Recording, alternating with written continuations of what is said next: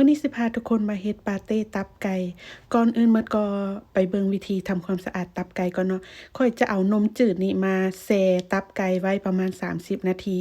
ถ้ามันไผบ่อยากใส่นมนี่สามารถใส่เป็นแป้งอิหยังก็ได้เนาะมาซาวใส่ตับไก่หลังจากนั้นก็เอาไปล้างจัก2-3น้ำแล้วก็พักให้เสด็จน้ำไว้ต่อมานี่ก็มาข้างหม้อใส่เนยจืดหรือเนยเค็มก็ได้เนาะประมาณ3บ้วงแกง แล้วก็เอากระเทียมหัวผักบัวใหญ่ลงไปเจียวให้มันหอม ถ้ามันไผสิใส่เป็นหอมแดงแทนก็ได้เด้อ หลังจากที่เจียวผักบัวผักเทียมหอมแล้วก็ใส่ตับไก่ลงไป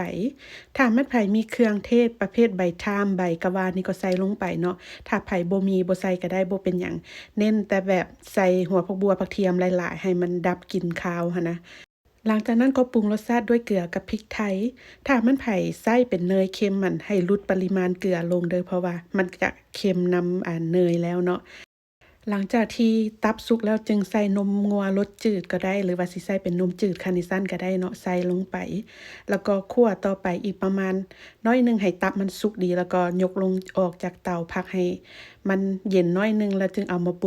บดจนกว่ามันสิเนียนละเอียดดีเลยเด้อ